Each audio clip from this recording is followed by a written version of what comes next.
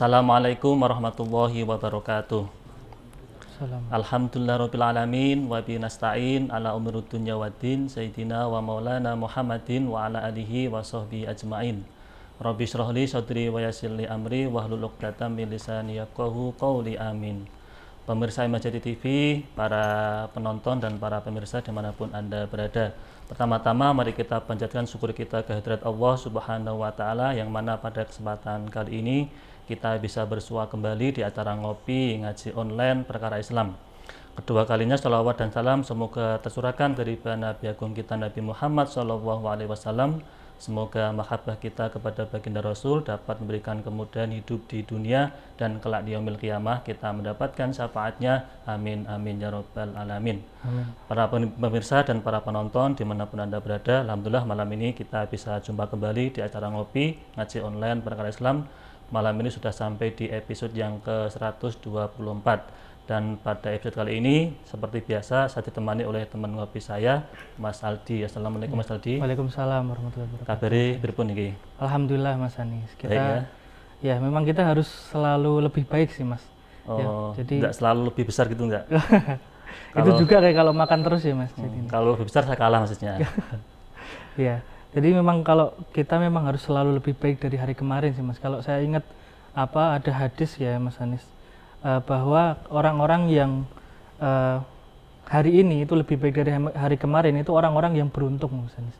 Oke, Ya. berarti kita harus selalu lebih baik dari kemarin. Iya, kalau hari ini malah sama kayak hari kemarin itu dikatakan merugi gitu Mas. Dan kalau misal hari ini kok malah lebih buruk itu celaka. Lah Mas Anis sendiri ini hari ini kira-kira itu termasuk orang yang beruntung, merugi atau yang celaka itu Mas Anis? Insya Allah berusaha untuk jadi orang yang lebih baik atau yang orang lebih baik ya, beruntung. Mas. Ya, alhamdulillah. Karena termasuk ini kita ngopi ini kan untuk dalam rangka tadi ikhtiar menjadi lebih baik. Oh iya Mas. Mas Aldi, ini malam ini kita temanya apa Mas? Temanya ini tentang pemuda sih Mas Anis. Oh, tentang anak muda. Ya, karena kan Mas Anis juga masih muda ya Mas Anis. Insya Allah masih lah. masih sepantaran deh Mas Anis. Kalau sepantaran ya enggak. Enggak ya.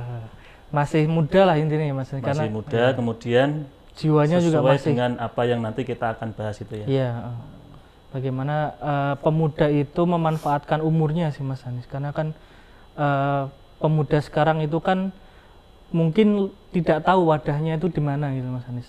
Umur itu kan ya kalau saya ibaratkan itu kayak kita punya air 5 liter, tapi kalau kita nggak punya wadah kan tumpah ya Mas Anis. Kayak sia-sia itu loh umur kita gitu Mas Anis. Berarti itu ibaratnya kita harus cari wadah yang pas untuk diri kita gitu ya. Kalau wadah ini bisa nggak Mas itu dikategorikan seperti komunitas atau organisasi, itu bisa nggak? Iya, komunitas dan organisasi mungkin juga bisa sih Mas Anis. Termasuk Risma JT itu mungkin juga bisa dikatakan wadahnya sih Mas Anis. Oh, termasuk itu wadah ya untuk menjadikan diri kita itu menjadi lebih baik gitu ya. Apalagi Risma sekarang kan alhamdulillah sudah menginjak usia ke-18 tahun nih Mas Anis. Ini masih muda itu. Iya. Kan makanya ini organisasi muda juga kan Mas Anis. Makanya kita mungkin perlu kedepannya itu bagaimana kita selalu menjaga solidaritas juga sih Mas Anis. Dan juga kita mampu beradaptasi terhadap perubahan-perubahan zaman ini Mas Anis. Oke, berarti biar nanti Prisma JT itu tidak hanya sebatas wadah saja, tapi juga ada nilai manfaatnya buat anggotanya gitu ya. Untuk masa depan juga sih Mas Anis. Dan bisa berkelanjutan. Dan masa muda itu termasuk masa yang atau hadiah bagi kita untuk masa depan. Kalau kita itu bisa memanfaatkan masa muda dengan baik, maka masa depan kita juga akan lebih baik lagi. Tapi sebaliknya kalau masa muda kita hanya dibuat untuk mohon maaf mungkin hal yang negatif, ya nanti masa tua ya juga akan lebih buruk dari seperti itu. Kita jadi menuai mungkin ya Mas. Menuai dan menua. Ya gitu. Nah kira-kira narasumber hari ini tuh siapa Mas Anis? Narasumber hari ini itu masih muda Mas Aldi, masih muda, kemudian juga aktif di berbagai organisasi. Cocok berarti Mas Aldi. Bahkan beliau ini juga jaringannya atau orang-orang dekatnya para kiai di Semarang. Karena beliau itu bergabung di salah satu organisasi namanya itu Jamu. Oh, jamu apa itu Mas? Jamu. Jamu itu bukan yang diminum itu. Jamu Tapi kuat ini bukan? nama organisasi, Oh, namanya iya. Jamiatul Mubalikin. Oh iya. Itu kumpulannya para mubalik. Jenengan kan juga mau balik ya Mas Anis? Saya enggak. Saya masih di pendereknya saja lah. Gitu lah. Mendereknya mau balik. Langsung saja kita panggil Mas ya. Iya, siap, Mas Anis. Kita panggil narasumber malam ini yaitu Kang Burhan Ali. Monggo Kang Burhan bisa menuju ke sini biar Monggo, nanti Kang Burhan. para pemirsa melihat jenengan untuk jadi narasumber. Monggo. Baik. Alhamdulillah. Nah, ini Kang Burhan. Assalamualaikum. Waalaikumsalam warahmatullahi wabarakatuh. Sudah lama kita nggak kepanggih ini. Nah, Dari bulan apa Kang? Lama sekali sudah ya. lama ya, 3 bulanan ya. 3 bulan. 3 bulanan. Oke. Karena memang sempat off kemarin kan. Baik. Nah ini Kang Burhan, ini tema kita tentang anak muda. Nah kira-kira apa yang harus kita lakukan sebagai anak muda, terutama bagi teman-teman atau kita yang aktif di organisasi.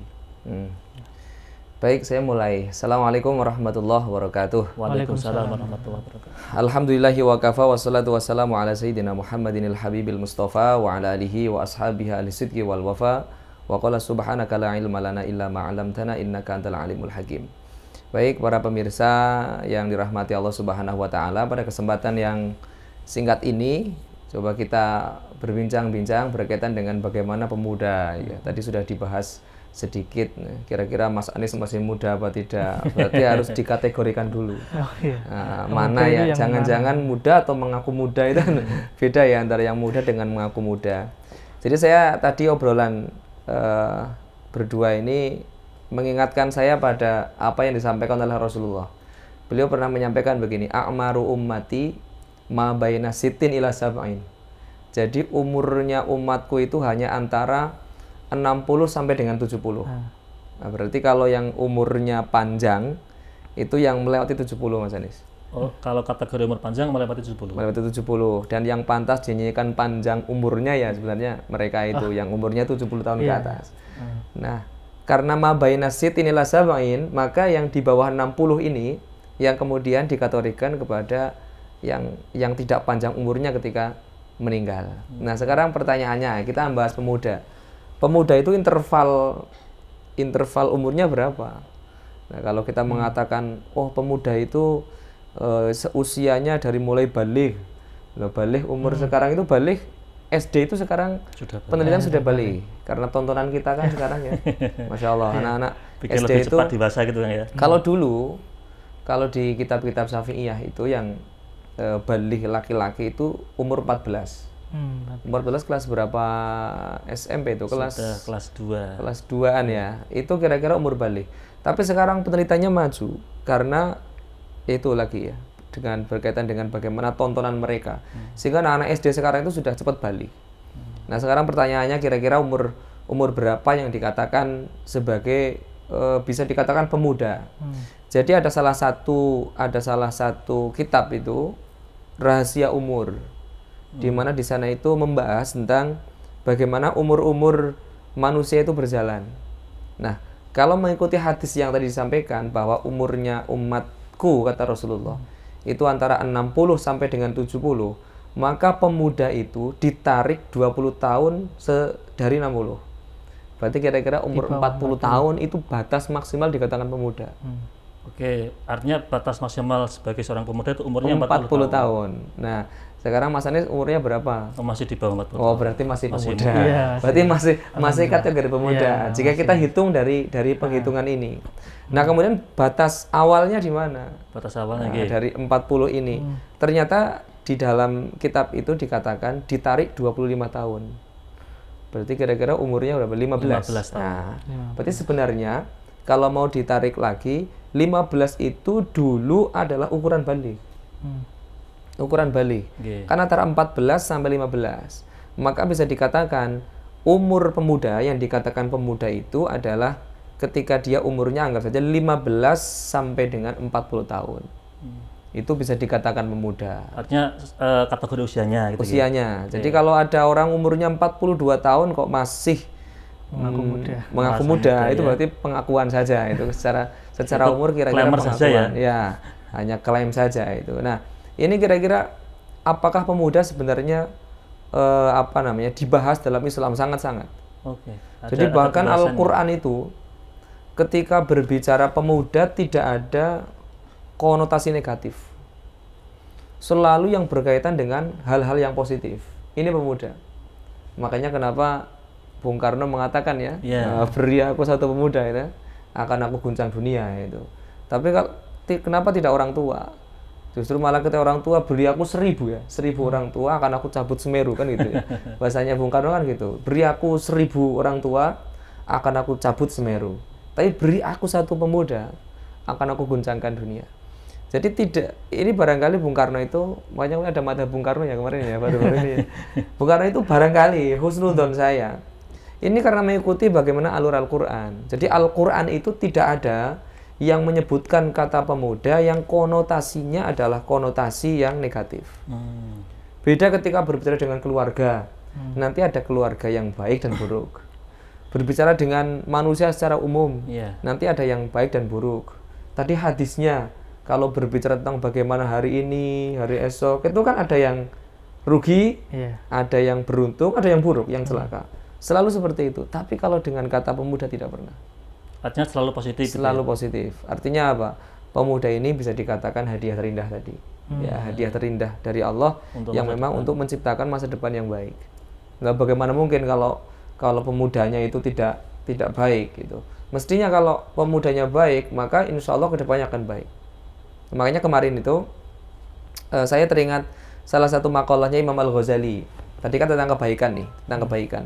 Kita kemarin di bulan Ramadan itu baru di training kebaikan. Saya kira tidak ada orang yang tidak baik di bulan Ramadan. Apa ada orang yang tidak baik? Minimal puasa itu sudah baik. Betul. Walaupun misalkan dia rajin jamaah, dia rajin membaca Al-Quran, dia rajin qiyamul, itu kan bagian daripada penghiasnya. Tapi utamanya minimal dia menjadi orang yang baik. Walaupun nggak tarawih. Walaupun nggak tarawih. Pokoknya puasanya itu sudah yang wajib. Artinya menjadi malakah. Malakah itu sifat-sifatnya malaikat itu ada di bulan Ramadan. Nggak makan, nggak minum, tidak berhubungan. Itu kan malakah itu sebenarnya. Kita itu meniru sifatnya malaikat. Nah, Imam Al-Ghazali pernah mengatakan begini. La khaira fi khairin la yadum. Bal syarrun la yadum, khairun min khairin la yadum. Jadi tidak ada baiknya kebaikan yang tidak berkelanjutan. Tidak ada baiknya kebaikan yang tidak berkelanjutan. Berarti kalau misalkan nih kita melakukan kebaikan, kemudian hanya sekali saja, tidak continue, kata Imam Ghazali, termasuk bukan suatu kebaikan. Karena bisa dikatakan itu hanya ibadah musiman. Ibadah musiman. Makanya kemarin di akhir Ramadan kan ada peringatan kepada kita, kun robbaniyan walatakun ramadaniyan. Jadilah kita itu hamba-hamba Allah, bukan hamba-hamba Ramadan. Karena Allah yang kita sembah di bulan Ramadan itu sama dengan yang kita sembah saat ini, Syawal. Ini Syawal ini hari keberapa coba? Tanggal berapa sekarang Syawalnya? Tanggal akhir. Nggak tahu juga. Syawalnya tanggal berapa? Tanggal 28. Besok itu akhir Syawal. Baru tanggal 28, kenapa kok Ramadan seolah-olah jauh meninggalkan kita? Mungkin sudah tadi ganti ya. Kalau Ramadan kan tadi dulunya malaikat, sekarang sudah beda lagi. Beda lagi ya. Sekarang lebih ke setan tuh. Iblis. Karena begini, karena kita itu terbiasa teriming-imingi oleh kebaikan, sehingga dalam beribadah sekalipun atau amal apapun, bahkan aktivitas, itu kita sering teriming-iming kebaikan. Sehingga banyak di antara kita itu menjadi orang yang tertipu. Saya kemarin baru ngaji di pondok itu kitab Faraidul Bahiyah. Itu kitab tentang kaidah-kaidah fikih. Di antara kaidahnya itu berbunyi begini. Al-fardu afdalu minan nafli. Jadi perkara fardu itu lebih utama daripada yang sunnah. Itu kan jelas ya. Saya juga berpikirnya awal gitu. Kan ya mesti perkara fardu lebih utama tinimbang perkara sunnah. Jadi, itu kan jelas wajib itu lebih utama daripada sunnah. Itu tepatnya ya. Tapi ternyata ada keterangan. Saya mendapati keterangan dari Ibnu Hajar di kitab Fathul Bari itu, ternyata ketika mengutip kaidah ini itu ada keterangan di bawahnya. Begini. Man syaghalahun naflu anil fardi fahuwa maghrurun. Orang-orang yang tersibukkan dengan perkara sunnah sampai dengan mengabaikan, menomorduakan yang fardu, yang wajib, maka dikatakan dia orang yang tertipu. Bahkan tertipu dengan amal ibadahnya sendiri. Contohnya tadi nih, tarawih. Iya. Ada orang yang semangat tarawih, sholat tarawih, tidak mau ketinggalan tarawih belum isyaan. Belum bisaan. Itu Padahal tertipu berarti ya. tarawih itu sholat yang dilaksanakan setelah sholat isya. Iya. Itu kan tertipu. Saking semangatnya meninggal. Ada orang yang begitu khusyuknya ya, sholat duha. Ya. Sholat duhanya khusyuk, menangis-nangis, meminta kepada Allah. Yo dungonis bener. Amaliyah duhanya sudah benar. Tapi ketika zuhur, nah, tidak bisa khusyuk. Ketika zuhur seolah-olah sudah biasa lah. Kenapa Berarti itu bisa termasuk demikian? orang yang tertipu. Tertipu dengan amal ibadahnya. Kenapa? Tadi itu. Tujuan ibadahnya Ya. itu karena sesuatu tendensi lain masalah dunia. Oke, mungkin tadi sholat duha Sholat biar duha, dapat rezekinya lancar ini ya. rezeki lancar. Berdoanya luar biasa ya, khusyuknya luar biasa. Subuhnya, sholat duhurnya cepetnya masya Allah. Termasuk sholat malam juga seperti itu. Nah, sholat malam juga sama. Ada orang yang bangun malam. Oke. Bahkan begini, ada orang yang bangun malam, tahajud, bermunajat kepada Allah, berdoa diberikan kesuksesan. Subuhnya qadha. Itu Itu tidak lebih baik dibandingkan dengan yang mohon maaf, yo biasa-biasa saja, tidur bangun pagi. Bangun pagi, subuhnya berjamaah. Karena subuh itu lebih utama dibandingkan dengan sholat tahajud. Yang fardu itu jelas lebih afdol. Iya. Nah, lebih afdol daripada yang sunnah. Tapi yang lebih baik lagi, kalau dia ya duha, ya sholat wajibnya terpenuhi dengan baik. Dia qiyamul lail terpenuhi dengan baik. Nah, pemuda yang seperti ini nih, yang dikatakan mu'allakun bil masajid. Pemuda-pemuda yang hatinya itu terpaut dengan ibadah, dengan masjid, dengan amalan aktivitas yang baik. Ini yang dikatakan pemuda yang akan menjadi penopang peradaban Islam ke depan. itu kategori Majunya. pemuda yang tadi ya, Yang ada baik. yang baik ya. Artinya itu juga ada tipuan ya Kang. Ketika mu'allakun fil masjid itu ada anak muda yang gumantil terhadap masjid. Iya. Ada tipuannya ada itu. Ada gimana? Tipuannya. Tadi kan ada tipuannya soal sunat dengan Jadi wajib. begini saja, tinggal kita membandingkan antara dia itu mu'allak bil masjidnya Iya. itu lebih tinggi dari yang wajib atau tidak. Kalau mu'allak bil masjidnya itu kok lebih yang dari yang wajib, ya otomatis termasuk di antara yang tertipu. Ini kan hanya kaidah saja untuk mengukur. Mengukurnya bukan mengukur ini sunnah, ini wajib, bukan. Tapi lebih pada ternyata kita itu sering melakukan perkara-perkara yang sunnah, tapi tendensi tujuannya adalah sesuatu yang sifatnya duniawi. Bangun malam itu pingin piye caranya cepat lulus kuliah, bagaimana caranya cepat sukses, bagaimana bisnisnya lancar. Rata-rata itu. Tapi subuhnya qadha, subuhnya telat, bahkan sholatnya dipercepat. Ini yang lebih tertipu. Tapi sekali lagi yang terbaik ya semuanya. Yang sunnah dilakukan, yang wajib juga dipenuhi. Itu. Jadi ini hanya tadi yang Tolak disampaikan ukur aja ya. Imam Al-Ghazali. Sehingga lanjutannya itu la khaira fi khairin la yadum bal syarrun la yadum khairun min khairin la yadum.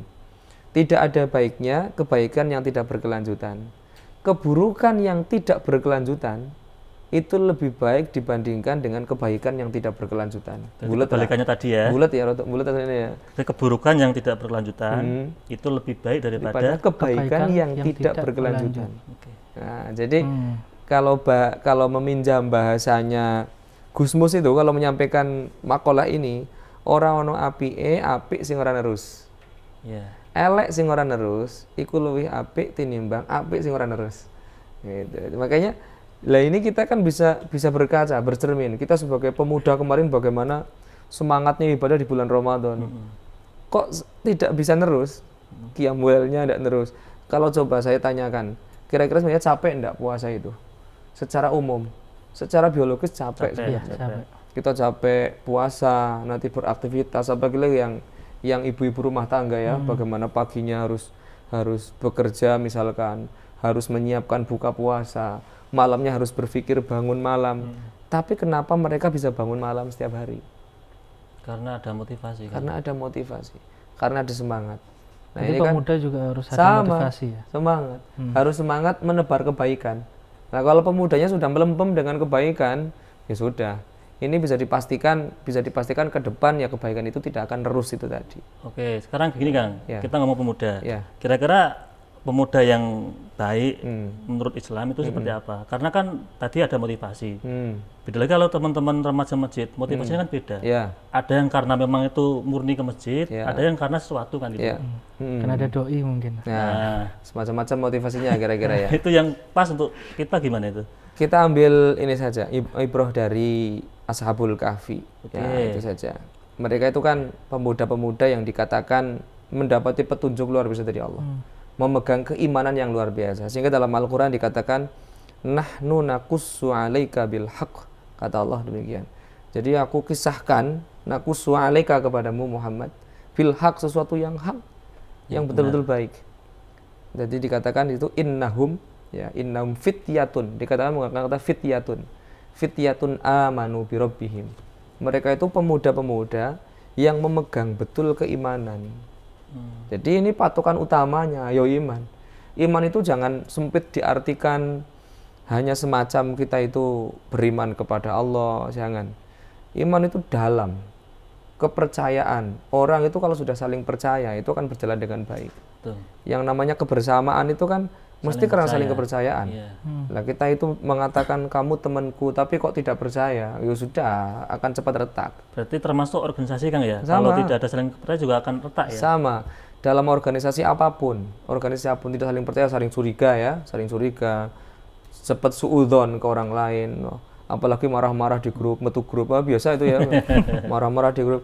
Jadi apa ya? Kalau dalam berkehidupan itu sebenarnya kalau kita mengalir itu kan gampang. Gampang dalam arti begini. Dalam ciri-ciri orang yang bertakwa itu kan diantaranya adalah wal kadhiminal ghaidh. Wal kadhiminal ghaidh itu orang yang mampu meredam emosional. Orang yang mampu meredam sisi-sisi negatif dalam hidup. Sifat egois juga Sifat egois semuanya negatif itu namanya al-kadhim. Berarti misalkan nih, kalau ada anak muda sakit hati itu meredam termasuk itu enggak? Termasuk al-kadhim. Nah, cara menahannya begini, yang salah itu begini. Oh, saya marah, ya dululah saya menahan amarah. Menahan amarah dalam arti dia tidak berbuat apapun saat itu, tidak marah, bukan. Kalau dalam hati masih ada rasa dendam, itu namanya belum menahan. Kalau yang dikatakan al-kadhiminal ghaidh dalam Al-Quran itu, orang yang mampu menahan betul sampai rasanya berubah. Maksudnya rasa berubah itu? Contoh begini, Berpindah anggaplah saat ini kita sedang syuting ya, Iya. syuting. Tiba-tiba saya kepingin ke toilet, kan tidak etis ya, maksudnya lagi syuting kok saya mau izin dulu ke toilet, kan tidak etis. Itu kalau diibaratkan saya tahan, itu rasa kepingin ke toiletnya sampai hilang, sampai tidak kepingin ke toilet, itu namanya orang yang al-kadhim. Jadi jangan hanya dianggap, oh ini ada orang yang bikin gaduh nih, kemudian oh saya tahan amarahnya. Tapi kalau ketemu orangnya masih ada rasa marah, jadi dilampiaskan. Dilampiaskan, itu berarti belum al-kadhim. Nah, makanya kemudian setelah al-kadhim itu al-afin, wal-afina anin nas itu dalam Al-Quran. Makanya orang kita itu pemuda kan yang paling mudah terprovokasi. Oh, kemarin coba ya acara apa di SEA-Games itu kan, banyak yang terprovokasi. Itu kan pemuda-pemuda. Tawuran itu kan tidak ada tawuran antar panti asuhan kan tidak ada ya.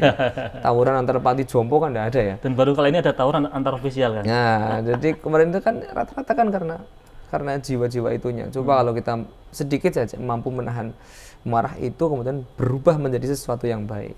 Itu namanya baru al-kadhim. Nah, saya kira pemuda wajib memiliki ini. Tapi kalau ngomong anak muda kan sulit sekali kan ketika itu kan lagi membara-membaranya kan darah muda itu. Kemudian disuruh untuk tadi meredam amarah. Nah itu biar bisa diredam beneran gimana itu? Tentu butuh yang namanya proses ya gitu ya. Oh, yang namanya marah itu kan fitrah. Iya. Rasulullah pernah memerah wajahnya karena marah. Tapi kan ada manajemennya, ada manajemen kemarahan. Misalnya begini, Rasulullah itu pernah menyampaikan, kalau kamu marah maka berwudulah. Karena setan itu, kemarahan itu sumber dari setan. Setan itu terbuat dari api dan api itu bisa padam dengan air. Makanya berwudulah. Ada manajemen kemarahan. Beliau Rasulullah pernah menyampaikan kalau kamu marah posisinya kok berdiri maka duduklah. Kalau posisimu kok duduk maka berbaringlah. Ada juga yang menyampaikan kalau kamu marah falyaskut maka diamlah. Orang itu biasanya kan sebenarnya kemarahannya bisa diredam, tapi karena ngomong terus itu akhirnya kemudian tambah-tambah. Tapi kalau marah yang diem itu kadang menakutkan juga sih. Itu secara psikologis memang ada model macam-macam ya. Jadi ada orang yang modelnya marahnya itu melampiaskan, ya memukul dan sebagainya. Ada orang yang marah itu melampiaskan tapi dengan barang, banting cangkir, banting piring. Mungkin kalau sekarang dengan nyetatus itu kan ya. Nah, boleh jadi itu. Ada orang yang Nyindir. kemarahannya itu secara psikologis modelnya itu berdiam diri di kamar, ya. Ada yang modelnya itu diam saja, marah itu tapi diam, ya diam kemudian lama-lama kemarahan itu akan reda sendiri. Ya, itu kan jadi macam-macam itulah. Jadi kalau kita ya pemuda ini kan yang anggaplah itu darahnya itu masih membara, ya saya kira tetap wajib lah yang namanya belajar bagaimana manajemen emosional. Karena itu yang mengantarkan kepada kebaikan. Jadi marah itu dikatakan dalam beberapa makalah juga itu marah itu ya sumber keburukan. Orang itu biasa berbuat buruk itu awalnya bisa jadi karena marah itu. Nah, makanya kalau kita tidak mampu memanajemen kemarahan itu ya bisa jadi nanti akan menjadi pemuda-pemuda yang nyuwun sewu ke depan itu emosinya tinggi, keburukan yang akan terlahir di sana. Ada juga hadis Nabi kan itu kan la taghdab walakal jannah. Nah, barangkali itu. Jadi bahkan surga ya, anunya apa namanya? Hadiahnya adalah surga. Itu. Makanya termasuk silaturahim. Silaturahim kan bagian daripada meredam kemarahan sebenarnya. Makanya orang begini, saya teringat dalam Al-Qur'an itu kan yang namanya memaafkan itu ada berbagai macam tingkatan itu. Ada orang yang memaafkan tapi masih ada dendam. Ini paling banyak demikian. Ada yang jadi saya maafkan tapi saya nggak lupakan. Nah, jadi misalkan ini saya sudah saling memaafkan, tapi kan karena saya punya dendam, akhirnya di dalam hati itu masih ada rasa dongkolnya. Dituntut di akhirat mungkin nanti. Nah, itu paling banyak dipakai kata-katanya menggunakan kata-kata afwan Ustadz, biasanya kan gitu. Yang kedua, kalau mau ditingkatkan itu bukan lagi hanya sekedar memaafkan, tapi watasfahu itu, wasfah itu bukan sekedar memaafkan, tapi kalau ketemu sudah betul-betul sudah seolah-olah tidak ada apa-apa lagi, bersih. Wasfahu itu maknanya seperti lembaran kertas yang bersih. Sudah pernah marah-marahan, begitu ketemu sudah selesai, tidak ada marah lagi, ingat pun sudah tidak. Tapi itu sulit kan? Ya, itu makanya ini kalau mau ditingkatkan. Nah, yang terakhir ini lebih baik lagi, bukan sekedar memaafkan, bukan sekedar membuka lembaran baru, tapi sampai pada wataghfiru. Wataghfiru itu memaafkan dengan secara ihsan, memaafkan tapi sambil memberikan yang terbaik. Contoh, saya pernah marah-marahan dengan Kang Anis, kemudian sudah saya maafkan, sudah saya buka lembaran baru, ketemu tidak ada lagi rasa marah, tak ajak jalan-jalan. Nah, itu kan sifatnya Allah. Makanya Allah sifatnya kan Ghafur. Ghafur itu mengampuni sekaligus memberi.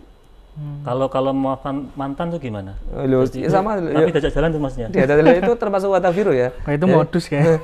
Memaafkan, tapi kemudian diberikan kebaikan. Allah itu kan setiap hari kan kita maksiat, kita berbuat dosa kepada Allah. Apakah Allah menghentikan rezekinya? Kan tidak. Nah, itu wataghfiru. Artinya kalau kita mau meniru, memaafkan yang sempurna itu ya memaafkan dosanya, memaafkan kesalahannya, membersihkan yang di hati, berbuat baik kepada mereka. Termasuk konsep ini bisa menjaga solidaritas kita juga ya kalau di bisa, organisasi. Berarti tidak putus silaturahim itu kan ya? Iya, silaturahim. Karena silaturahim ini bahkan saking pentingnya berorganisasi kan silaturahim sebenarnya. Organisasi itu kan wadah silaturahim. Sekalipun sekarang hanya dalam WA ya, itu kan wadah silaturahim. Artinya apa? Bahkan Rasulullah pernah mengatakan begini, la yadkhulul jannata qati'un. Tidak akan masuk surga orang yang memutus tali silaturahim.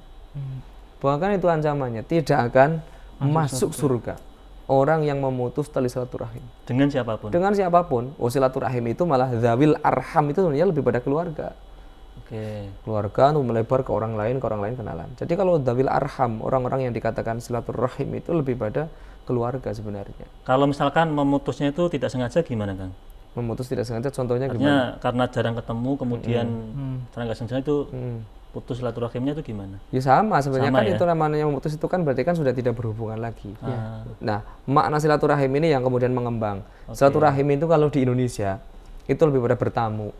Betul ya? Ayo mau silaturahim. Datang ke rumah. Padahal bukan itu. Silaturahim itu memutus sesuatu yang terputus Menyambung atau dia. mengurai Heeh. sesuatu yang memang beku. Oke. Itu namanya silaturahim. Jadi misalkan begini, ada orang yang saling marah-marahan, misalkan.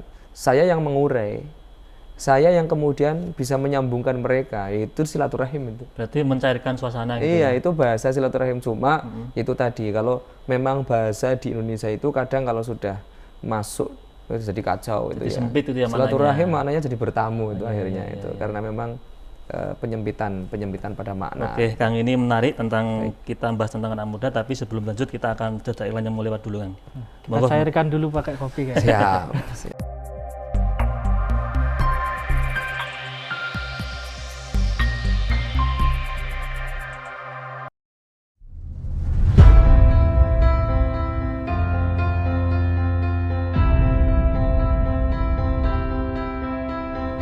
Masjid Agung Jawa Tengah kini hadir dengan berbagai pelayanan dan fasilitas yang membanggakan. Berdiri di pusat bumi Jawa Tengah, masjid ini semakin kokoh menciarkan ajaran agama Islam, tidak hanya di kancah lokal dan nasional, tapi juga internasional.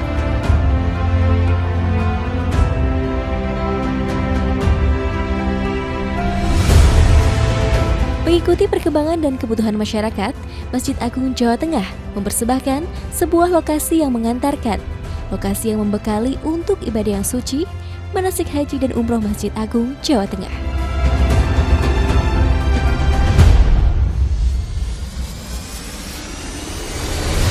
Dilengkapi replika bangunan Ka'bah, Bukit Safa dan Marwah, beserta area manasik yang luas, maka lokasi ini tepat untuk menjadi pilihan Anda melakukan proses manasik sebelum melaksanakan ibadah yang suci.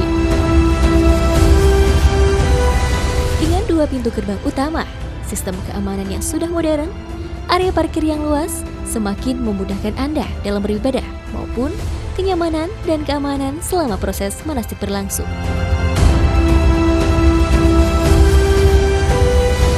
Hal penting lainnya adalah kemudahan akses untuk penginapan Hotel Geraha Agung, akses oleh-oleh Semarangan dan Jawa Tengah, tempat beribadah yang nyaman, juga akses wisata kota Semarang untuk sekedar memanjakan mata, menikmati hamparan kota dari atas menara.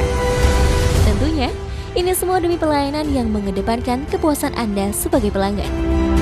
Dengan berbagai macam kelebihan tersebut, maka lokasi manasik di Masjid Agung Jawa Tengah layak menjadi pilihan Anda sebelum melaksanakan ibadah yang suci ataupun untuk proses pendidikan putra-putri kesayangan.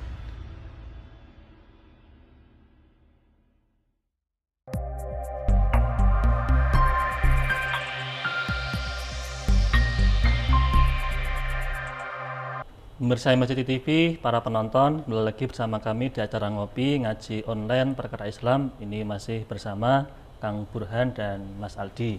Nah, Kang Burhan, tadi kita membahas tentang anak muda, kemudian dinamikanya seperti apa. Nah, sekarang patokannya selain tadi harus benar-benar punya iman yang kuat, Ya. apalagi Kang? Jadi sebenarnya banyak ya, banyak kriteria. Ini kalau kita tarik saja secara umum ya, tidak kemudian langsung mengambil dari hadis per hadis terlalu lama itu ya. Jadi satu buah dari setiap amal itu kan ada 3 sebenarnya. Ini menjadi patokan sebenarnya. Bagaimana kita berusaha memiliki 3 buah ini. Gitu. Yang pertama, bagaimana kita sebagai seorang pemuda itu menjadi orang yang manfaah pertama. Yang manfaat. Manfaah. Ya, Manfaah ya. itu kalau saya artikan adalah nilai guna untuk diri kita sendiri minimal. Nilai guna apapun, manfaat apapun untuk diri kita sendiri. Contoh, saya mencari ilmu, minimal saya berbuat baik untuk diri sendiri. Oh, saya belajar tentang ikhlas, yo minimal saya menjadi orang ikhlas itu. Ini belum memancar ke orang lain. Ini minimal Artinya diri sendiri dulu. hanya untuk diri sendiri dulu. Ya, Oke, jujur misalkan. Oh ya kemarin lah, kita di bulan puasa itu kan salah satu contoh ya. Ini mengambil ibroh saja lah. Bagaimana kita menjadi orang yang manfaah minimal untuk diri sendiri sebagai seorang pemuda. Nanti akan memancar ke yang lain. Ramadan itu mengajarkan kepada kita salah satunya sifat jujur. Ya, betul. Kenapa saya mengatakan demikian? Bagaimana tidak jujur? Sebenarnya kalau Mas Aldi itu mau minum, mau minum siang hari, ngumpet di kamar, saya yakin tidak ada yang tahu. Iya, betul. Tapi pertanyaannya, kenapa itu tidak dilakukan? Gitu loh. Kenapa itu tidak dilakukan?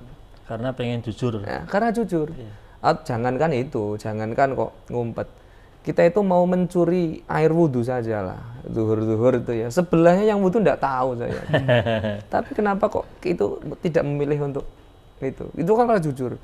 Lah, kalau kita ingin menjadi pemuda yang berhasil, minimal ada nilai manfaat yang bisa diambil dari aktivitas apapun, amal apapun. Kita kan amalannya banyak lah. Sholat itu amalan, puasa itu amalan, baca Quran amalan. Pertanyaannya, amalan yang kita lakukan itu bisa kita ambil manfaatnya tidak? Jangan-jangan ya sekedar ritual, formalitas saja. Makanya kan ada yang namanya sholat ritual, sholat aktual. Itu gimana? Sholat ritual itu ya kita itu setiap hari itu namanya sholat ritual. Formalitas. Nyembah langsung ke Allah. Aktualnya apa? Yuk diaktualkan di masyarakat, di kehidupan. Oh, sholat itu mengajarkan kita taat pada pimpinan. Apa dari yang taat pada pimpinan, imamnya taat. Berarti kan diaktualisasikan dalam kehidupan. Sholat itu mengajarkan kita bersih. Kan tidak ada orang sholat kotor, najis saja dibersihkan. Sholat itu mengajarkan kepada kita disiplin, karena ada waktunya. Itu namanya aktualisasi nilai. Itu baru sholat. Kita ibadahnya banyak. Nah, yang saya maksud, kita itu pemuda yang berhasil itu sukses itu ya minimal satu adalah bisa mengambil manfaat minimal untuk diri sendiri. Minimal ya, minimal sih. Betul. Kita bisa jadi orang yang disiplin. Kita menjadi orang yang bersih. Saya taat pada pimpinan itu kan manfaat untuk diri sendiri, bukan untuk orang lain. Berarti tolak ukur pertama itu harus untuk diri sendiri. Manfaat. Ya, itu. artinya manfaat untuk diri sendiri. Manfaat untuk diri sendiri. Kan kadang gini Kang, mohon maaf, ada beberapa anak muda itu yang pola pikirnya begini. Pokoknya aku bermanfaat untuk orang lain, walaupun dirinya nggak bisa mengambil manfaat itu. Itu gimana? Ini yang barangkali perlu digali ya. Jadi tidak selalulah kita menjadi lilin dengan itu ya. Jadi lilin kan menerangi orang lain tapi diri kita hancur kan. Kita tidak perlu menjadi lilin lah. Kita bisa menjadi penerang yang lain lah. Matahari lah. Kita bisa menjadi matahari yang bahkan dia bisa menjadikan unsur lain bercahaya. Jadi bulan itu tidak bercahaya. Makanya dalam Al-Qur'an kan dikatakan bahwasanya wal qamara nuro wasyamsa diya'a wal qamara nuro.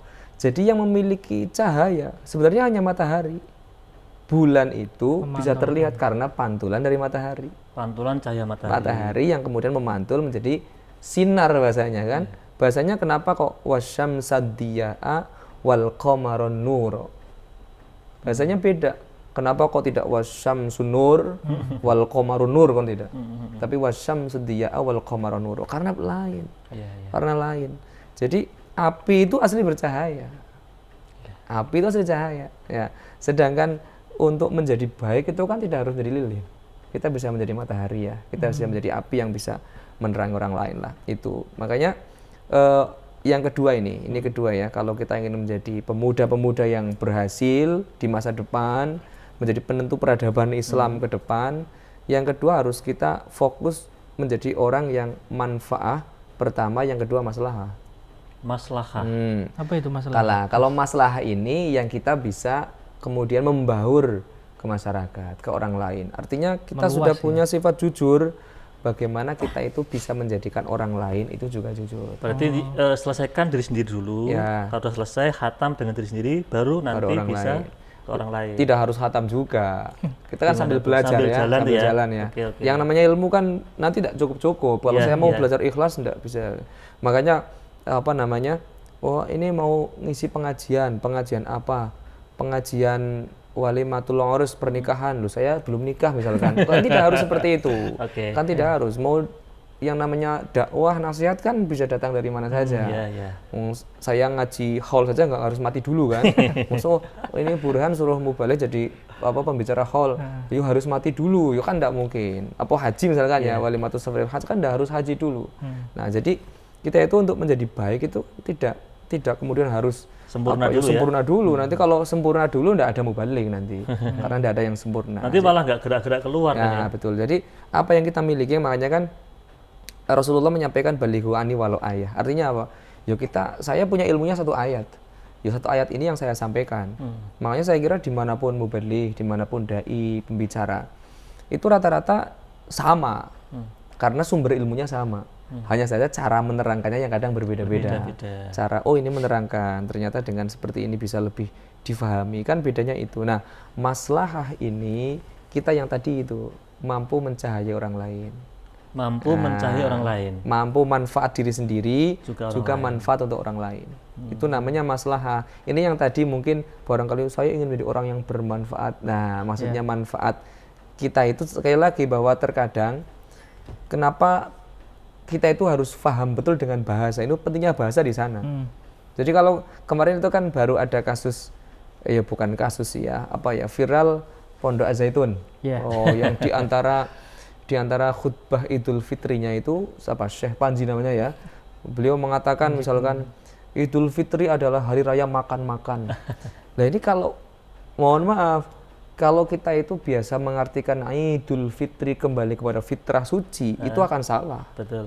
Tapi sebenarnya dia benar. Iya benar. Karena fitri itu futur, maknanya sarapan. Makan. Jadi Idul Fitri yang tadinya kita puasa, Idul Fitri balik sarapan, kembali makan. Ya, tergantung konteksnya apa itu ya. Tergantung konteksnya. Jadi kadang kita itu sudah rame dulu. Makanya pentingnya bahasa di sana itu. Jadi makanya harus paham dulu. Jadi orang-orang apa namanya, misalkan seperti Ustadz Adi Hidayat, Ustadz Abdul Somad, misalkan Gus Koyum, bagaimana Gus Baha, itu kan beliau itu kan memahami betul makna dari ayat, makna dari perkataan, sehingga mampu memahami dengan baik. Jadi tidak mudah menyalahkan itu loh. Nah, itu yang disebut dengan masalah seperti itu. Jadi kita punya ilmu, ya sudah, kita ilmu yang dikatakan ilmu manfaat tadi, kemudian maslahat maksudnya diamalkan bisa, gitu ya. Bisa diberikan kepada orang lain. Termasuk gitu. Ikut organisasi itu termasuk bagian dari itu kan? Termasuk. Jadi organisasi begini. Organisasi itu kan lebih pada penggerak sebenarnya. Orang berorganisasi itu kan untuk menguatkan tujuan sebenarnya. Menguatkan tujuan. Saya punya tujuan kepingin berdakwah. Bagaimana menjadikan teman-teman saya ini juga ikut berdakwah bareng-bareng. Maka kemudian ayo dibuat organisasi misalkan namanya Jamiatul Mubalighin misalkan, atau Ittihadul Mubalighin. Kan banyak sekarang jamiah itu. Kalau di NU namanya Lembaga Dakwah Nahdlatul Ulama. Itu namanya kan untuk menguatkan saja sebenarnya. Bahkan setiap organisasi itu, organisasi Islam, itu sekarang ada yang namanya divisi dakwah. Di Wisma Jati ada enggak divisi dakwah, pengkajian kan gitu ya. Itu kan sebenarnya kan arah ke sana. Artinya apa? Saya punya misi untuk berdakwah, diwadahi oleh Wisma Jati. Saya punya misi untuk memberikan nilai-nilai kebaikan kepada orang lain. Oh, nanti ada divisi kajian. Oh, saya kepingin bergerak di bidang kaderisasinya. Bagaimana menjadikan semangat para pemuda untuk menuju Islam, peradaban yang luar biasa ke depan. Nanti ada divisi bagaimana terkait dengan kepemudaan. Jadi kan menguatkan saja. Coba kalau sendiri-sendiri, tidak akan bisa jalan. Berarti termasuk hal positif ketika ada anak muda itu aktif berorganisasi. Baik, kira-kira apa namanya, kita itu bisa bergerak itu organisasi, itu link juga. Oh, jaringan. Jaringan. Ya? Walaupun begini, dimanapun organisasi yang saya ikuti, yang aktif itu sebenarnya itu saja. Iya. Dimanapun. Mas Anies mungkin merasakan ya. Misalkan Wisma JT itu ya. Ada berapa Wisma JT kira-kira nya? Ada 30 ada ratusan kayaknya. Oh, ratusan malah. Teman tadi yang aktif kan ya semua. Aktif itu kan berapa? Lah itu penggeraknya. Itu penggeraknya. Itu roda penggeraknya itu yang justru malah jangan dipoyai bahasanya. Dipoyai itu jangan dibully ya. Jangan dibully, sudah aktif wong dia penggeraknya. Kadang malah yang seperti itu yang gerak itu, yang gerak. Nah, itu roda-rodanya malah di sana. Wah kalem kabeh karena Wisma JT, karena ini bagian dari masyarakat Islam, masih kudu kalem-kalem tawaduk ya ora mlaku. Saya kira biasanya tidak akan berjalan. Jadi kalau kita itu ingin menjadi pemuda yang berhasil ya tadi itu minimal manfaah, kemudian maslahah, yang ketiga itu barokah. Barokah. Nah, barokah ini nilai lebihnya. Nilai lebih. Hadiah. Saya itu tujuannya kepingin bagaimana sih membumikan dakwah, menjadikan teman-teman ini ayolah bergerak dakwah sebisanya. Saya punya ilmunya hanya ilmu manajemen, ya sudah dakwah di bidang manajemen. Saya punya ilmunya di bidang IT, sudah dakwah dari IT. Saya punya Ekonomi ilmunya gitu ya. kok bagian ekonomi, sudah dakwah bil ekonomi kan ono kira-kira. Nah, barokah itu bonusnya. Saya itu kepingin menggerakkan dakwah, kemudian malah menjadi dai. Itu termasuk barokah. Itu barokahnya. Jadi nilai lebih dari tujuan kita. Saya tujuannya ini berdoa, ya Allah, kula nyuwun dispenser ya Allah. Itu kan sudah bagian daripada apa ya? Kepingin keberkahan jalur dispenser nih Gusti Allah. Ya sama Allah, wis to sampean tak kayak kulkas wae. Kayak kulkas itu Berarti lebih berkah. ada keberkahan. Kalau dalam artian lain berkah itu apa, Kang? Oh, kalau berkah maknanya luas lagi. Ziyadatul khair kan, maknanya sesuatu yang bertambah dan menjadikan dekatnya kita kepada Allah. Itu namanya berkah. Makanya kalau ada orang yang mengatakan hidup saya alhamdulillah berkah. Loh, berkah itu tambah cedak karo Gusti Allah apa ora? Tambah dekat dengan Allah ada. Alhamdulillah saya hidupnya berkah, tidak pernah sakit misalkan. Iya. Kan ada yang seperti Iya, itu. iya. Alhamdulillah hidup saya berkah. Selama hidup itu tidak pernah sakit, tidak pernah masuk rumah sakit. Nah, pertanyaannya, selama diberikan sehat dekat dengan Allah enggak? Kalau dekat dengan jauh Allah, berarti namanya bukan berkah. kalau dekat berarti berkah. Berkah. Justru sebaliknya. Begitu dia diberikan sakit oleh Allah, 1 minggu di rumah sakit, wah ndonga terus yang Gusti Allah. Justru yang berkah itu sakitnya. Berarti keberkahan Kehidupannya itu 60 tahun, itu yang tadi dikatakan berkah, tapi jauh dari Allah, itu tidak berkah. Hanya bertambah saja. Bertambah saja, tapi tidak khairnya tidak ada. Kalau ziyadah saja. Tapi kalau sudah khair. ziyadatul khair, berarti bertambah kebaikannya, kedekatannya. Termasuk anak muda menikah itu kategori itu enggak? Kategori apa? Berkah apa apanya? Berkah. Ya kalau berkah itu kan nilai plusnya. Nah, sekarang begini, gara-gara saya di Risma JT aktif, wah, mendapatkan jodoh di sana. Ya, ini berkah. Nah, ini berkah. Oh, itu berkahnya berkahnya itu. gabung dengan Ya, Risma JT. ya. Saya itu sulit mencari jodoh. Begitu gabung dengan LDNU, wah, begitu gabung dengan Jamatul Mubalighin, Ini ada jamaah yang kemudian wah, ada. Nah, itu namanya berkah, bonusnya di luar tujuan utama. Iya. Saya kira tidak ada lah tujuannya, oh saya mau gabung Risma JT, mudah-mudahan mendapatkan jodoh di sana. Itu kan kira-kira ya jarang lah yang Ya, demikian. ya, ada tapi jarang. Ada tapi jarang. Ada tetap ada ya. Ya. Tapi minimal, maksud saya minimal itu tujuan utamanya menghidupkan organisasi. Adapun di dalamnya mendapatkan apa, itu keberkahannya. berarti jangan ini Kang ya, jangan dibalik-balik ya. Artinya tadi kan manfaat dulu yang pertama, kemudian maslahah baru barokah. Ya. Jangan malah barokah, maslahah kemudian manfaat. Baru manfaat. Itu Nah, malah kebalik-balik. itu. malah kebalik, malah turun berarti itu derajatnya. Jadi memang itu tingkatan juga sebenarnya. Ya tinggal kita itu tahapnya sekarang masih apa? Masih baru manfaat, apa sudah menjadi maslahah, atau sudah lebih-lebih menjadi barokah. Itu yang bisa mengukur ya masalahnya sama Jadi masalah masing-masing sendiri, ya. masing-masing. Tidak bisa mengukur. Maka tadi minimal ada tujuan itu. Kalau kepingin menjadi pemuda yang dikatakan masa depannya itu Ya, baik. nanti ke depan bisa membangun peradaban dengan Nah, baik. kira-kira demikian. Itu bisa diaplikasikan di mana saja dalam kehidupan ini, bukan hanya di organisasi. Ya, Saya kira bahkan rumah tangga juga bisa. bisa. Oh, saya itu misalkan di organisasi, saya punya potensi ini itu. Saya punya potensi A begitu. Kemudian potensi saya ini saya maksimalkan, itu akan menjadi keberkahan. Ini cerita saja. Bahwa saya itu backgroundnya itu bukan background Konsultan ya. backgroundnya saya kan hukum Islam, Iya. hukum Islam. Kemudian S2-nya juga hukum juga. Tapi masuknya di dakwah, di bidang dakwah. Harusnya kan advokat atau apa itu ya. Ya misalkan kalau yang S1-nya kalau syariah ya, kalau tidak menikahkan ya menceraikan orang kan kira-kira harusnya itu ya. Iya, Tapi kenapa kemudian tersesat di jalan yang benar itu? Kita kira berdua di sana. Itu karena ternyata saya ketika menggali, saya ternyata punya potensi itu. Nah, sekarang misalkan saya juga senang ngotak-atik flyer-flyer itu ya dulu itu, sedangkan ngotak-atik IT itu ya. Iya, desain itu ya. Saya dijadikan pengurus wilayah di Jamiah Ruqyah Aswaja menjadi divisi bagian gawe ini flyer. Media. Desain ya. Padahal tidak ada background sama sekali. Tapi karena saya merasa punya potensi itu, seneng gawe-gawe gitu, seni-seni gitu, tak buat. Dilirik orang. Artinya apa? Ini kan punya potensi. Mas Anies punya potensi. Ketika potensi itu kemudian di up, itu pasti akan terakhir akan menciptakan keberkahan demi keberkahan. Jadi kita juga harus bisa mengorganisasi potensi-potensi dari masing-masing. Iya, anggota kira-kira kan juga. sekarang kan Mas Aldi kan di Risma JT di divisi Sekarang sekretaris. sekretaris. Nah, jika sekretaris itu kemudian terus-menerus diprofesionalkan, ini bicara profesional ya. Apapun kalau diprofesionalkan, itu akan menjadi ladang keberkahan. Ladang, yang namanya ladang itu kan bisa bertumbuh terus ya, bertumbuh kembang terus. Contoh begini saja, tadi yang saya sampaikan. Saya tidak ada background di bidang dakwah. Kenapa? Ya karena background kuliah saya, pelajaran saya tidak ada dakwah sama sekali. Tapi karena di instansi tempat saya kerja itu ternyata kebetulan saya pelayanan dakwah, mau tidak mau saya harus berkecimpung di bidang dakwah.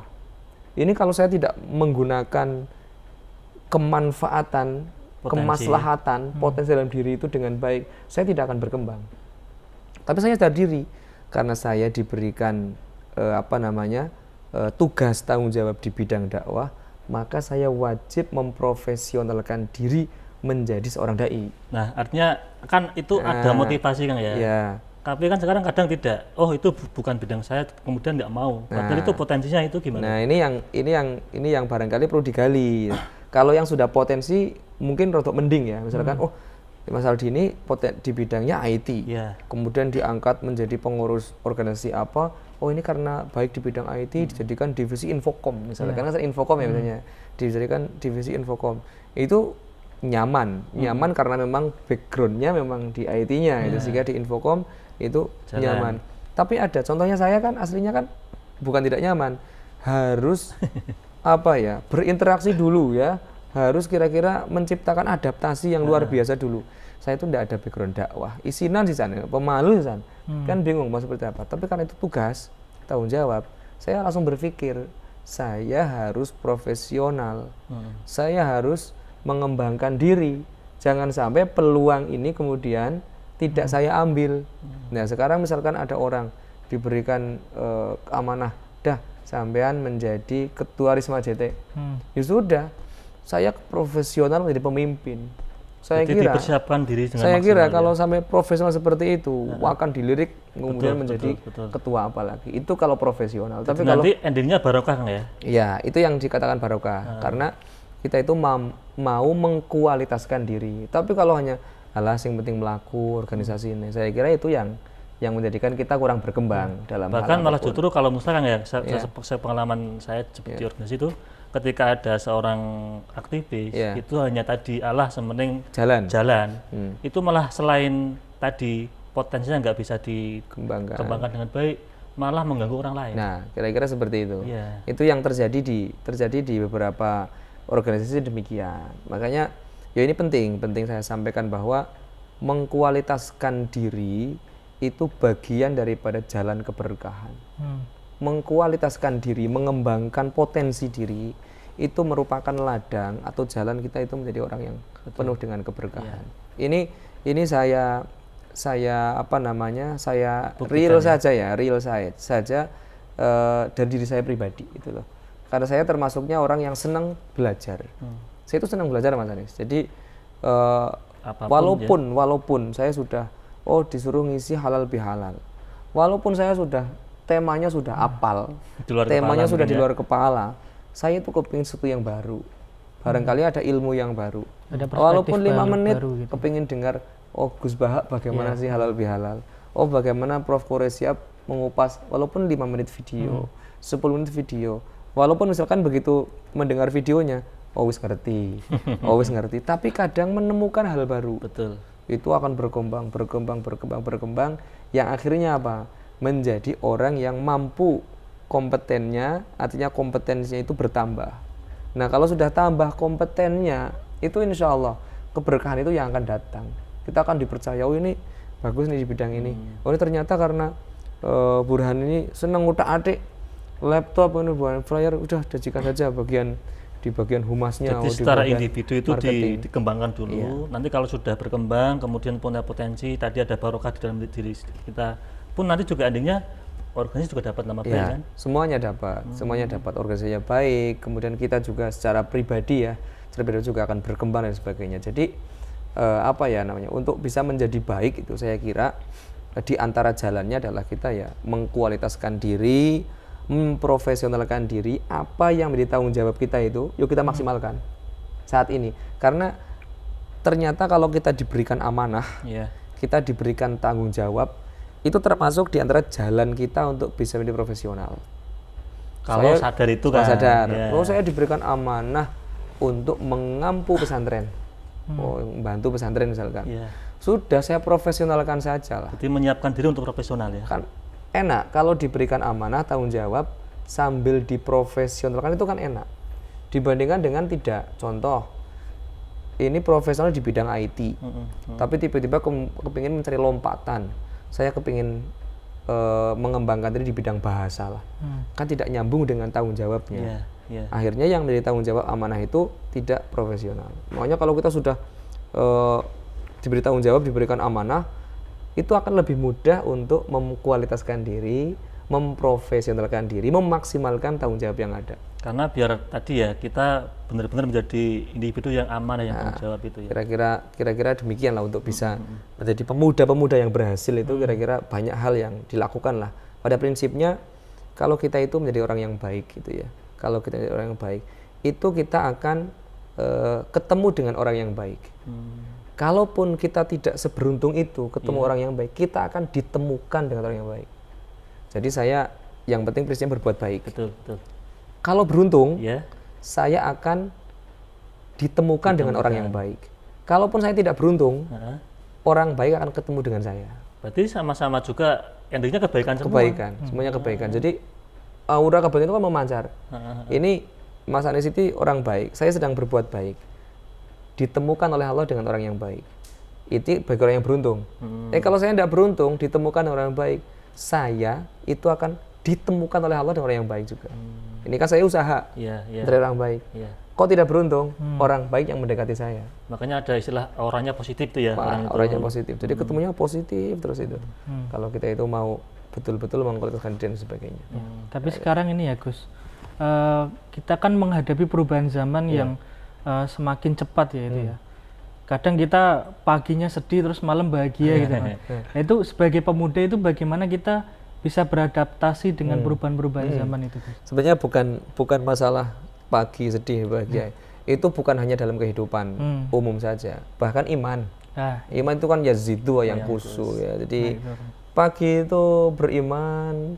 Jangankan paginya beriman kemudian malamnya tidak beriman. Paginya beriman, waktu duha itu sudah tidak beriman, itu banyak. Itu makanya kenapa dalam Al-Qur'an itu kan innalladzina qalu rabbunallah tsumma istaqamu. Istiqomah itu kan diposisikan kedua setelah kita iman. Setelah kita itu punya karakter baik, itu kan yuk istiqomah. Makanya doanya kan Rabbana la tuzigh qulubana ba'da id hadaitana.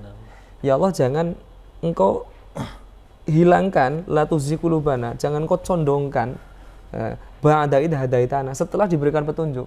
Jadi paginya kita diberi petunjuk oleh Allah, tapi siangnya kita diambil petunjuk oleh Allah. Nah, doanya makanya Rabbana la tuzigh qulubana ba'da id hadaitana. Ya Allah, jangan condongkan hatiku kepada yang buruk.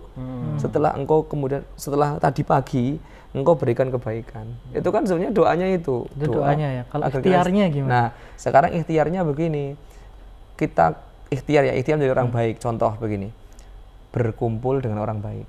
Berkumpul dengan orang soleh ya. Jelas dah. Kita itu mau seburuk apapun, sebenarnya saya mau berbuat buruk, tapi karena kumpulnya dengan orang baik, tidak akan berbuat buruk. Karena kumpulnya dengan orang baik. Iya, betul itu. Saya hari pagi tadi itu iman, tapi siangnya kemudian mulai ada greget-greget kepingin berbuat maksiat. Tapi coba kalau kemudian siang itu kumpul terus dengan orang-orang soleh, dengan orang-orang baik, mesti tidak akan berbuat maksiat. Berarti lingkungan itu juga mempengaruhi. Sangat pengaruh. Termasuk juga organisasi juga itu lingkungan. Sangat pengaruh lingkungan. Kita harus selektif juga ya dalam memilih Organisasinya organisasi. kira-kira itu kebaikan atau bukan? Jangan-jangan di organisasi itu malah tambah buruk ya. Tinggalkan. Menurut saya itu kalau tambah buruk ya tinggalkan. Jadi apa yang buat baik ya sudah kita lanjutkan itu. Berusaha tadi ya, continue atau istiqomah itu kan. Ya, istiqomahnya dalam kebaikan itu kira-kira demikian. Makanya istiqomah itu malah di atasnya karomah Kang ya. Istiqomah itu yang kemudian mengantarkan kita kepada karomah.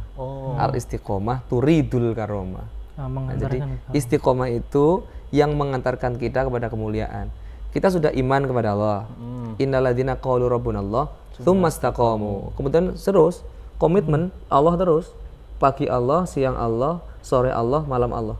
Nah, kalau sudah seperti ini baru kemudian ada karomah, ada kemuliaan yang datang. Apapun kemuliaannya, karomah itu jangan diartikan karomahnya wali itu. Pokoknya karomah ya apapun kemuliaannya lah. Ya kita itu ketemu dengan orang-orang baik ya karomah. Kita itu menjadi orang-orang yang mulia dimuliakan ya karomah apapun itu. Jadi memang urutannya gitu kira-kira. Jadi buahnya. Jadi Karomah kalau itu pengen buahnya punya istiqomah. karomah berarti harus istiqomah dulu gitu Istiqomah. ya. Apapun walaupun sedikit. Karena yang dicintai oleh Rasulullah itu adalah amal yang sedikit tapi kontinu. Bukan yang banyak tapi musiman. Nah, tadi ya musiman Baca tadi ya. Quran satu kali hataman, setelah itu setahun tidak baca Quran. Itu tidak lebih baik dibandingkan dengan satu hari satu ayat, satu hari satu ayat, terus menerus seperti itu. Oke, Kang ini sebenarnya menarik ini, pengen lebih dan lebih tapi berhubung waktunya sudah habis. Waktunya habis. Mungkin ada apa namanya pesan-pesan buat pemirsa untuk tema malam ini. Monggo. Baik, jadi ada gium atau makalah yang harus kita pegang. Jadi Subhanul Yaum Rijalul Ghad. Pemuda hari ini adalah ya orang-orang yang nanti akan memegang amanah di masa mendatang. Kita tidak perlu sekarang itu berbangga-bangga dengan nasab. Banyak orang lah sedang nasab ya. Kira-kira nasab itu. Adanya juga. Laisal fata mayaqulu hadza abi. Bukanlah dikatakan seorang pemuda ketika mengatakan bapakku, ini ayahku, ini keluargaku. Tapi yang dikatakan pemuda itu adalah yang mengatakan ini saya. Nah, pede dengan apa yang dalam diri sendiri. Itu kan jelas. Laisal fata mayaqulu hadza abi walakinal fata mayaqulu ha anada. Iki lo aku, ini lo saya. Bukan saya itu mulia karena ayah saya mulia karena orang tua saya mulia karena orang-orang tertentu. Tapi yang dikatakan pemuda itu yang betul-betul muda adalah yang mengatakan inilah saya. Nah itu baru dikatakan pemuda. Saya kira Itu untuk pemuda penyemangat ya. saja, mudah-mudahan kita tetap menjadi orang-orang yang terus-menerus menjadi orang yang baik. Amin. Matur suwun Burhan. Ya, siap. Mas Aldi ada tambahan? Cukup Mas Anis. Cukup ya. Oke, kalau cukup pemirsa dan para penonton dimanapun Anda berada, demikian ngopi pada episode kali ini. Saya selaku host, Mas Aldi co-host, dan Kang Burhan selaku narasumber undur diri. Dari saya, kurang lebihnya mohon maaf. Assalamualaikum warahmatullahi wabarakatuh. Waalaikumsalam warahmatullahi